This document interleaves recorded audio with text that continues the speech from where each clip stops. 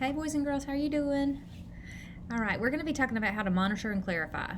I want you to grab your packet of anchor charts. It should look like this on the front. And we're going to be looking at about the 4th page. You have that same monitor and clarify chart that Ms. Schwedler has. So pause if you need to go grab that. You also need to be grabbing this, your packet of work. Okay, so when we talk about monitor and clarifying, to monitor means to keep track. So just keep track of what you're reading so that you're making sure you're understanding as you're going along. Clarify means to check. So you're going to want to check for your understanding. So as you do that, ask yourself, do I understand what I just read? If the answer is no, there are going to be 2 different paths you can take, depending on if you don't understand a word or you don't understand a whole section. Not understanding a word sometimes doesn't affect the meaning that much. You can still get the overall meaning, but if there's a whole section that you're not understanding, you're going to really need to use these strategies. So if you don't understand a word, decode it again. Maybe you're just not pronouncing it correctly and therefore you can't understand what the word means. Look for context clues. Remember, we talked about context clues. Context clues means the words around the word that may help you better understand. Think about the context of the kind of story you're reading in also. So think about words that relate to the topic that you're reading.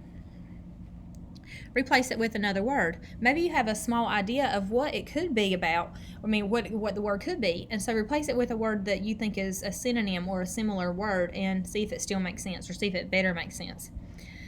Look it up in a dictionary or glossary. If you truly just can't figure out what the word means, you need to look it up, because if you don't know what the word means, it could take away from the meaning of the story.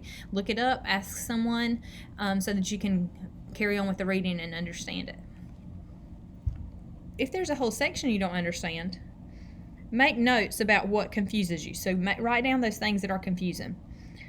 Think about what you know. So think about what you already have read and understand. Think about what you know about the topic.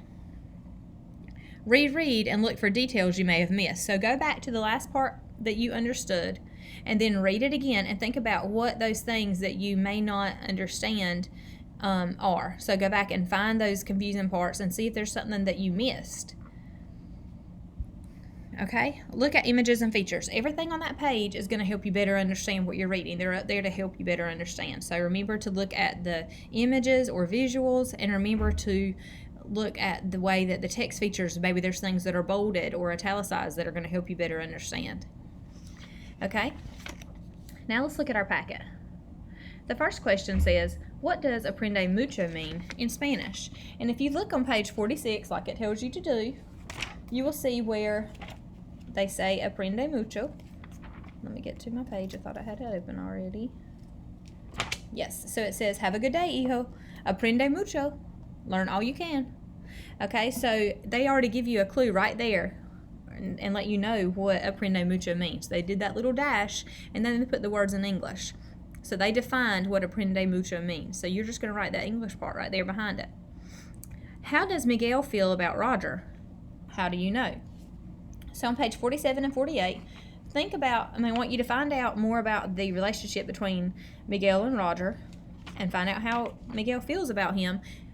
And tell me how he feels, but also tell me why he feels that way. Don't leave out that why part.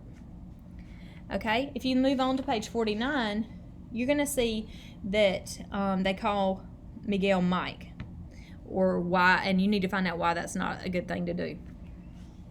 Why is calling Miguel Mike a terrible idea? That's on page 49. Okay? On page 50 and 51, why are people surprised that Lily and Mexico speak Spanish? Okay, so read those 2 pages and figure out why people are surprised that they speak Spanish. What do Miguel, Lily, and Mexico have in common? And then, lastly, I want you to figure out what the words ciao, bonjour, hunjambo, hola, namaste, and konnichiwa mean in English. Okay? All right, boys and girls, I'll talk to you later.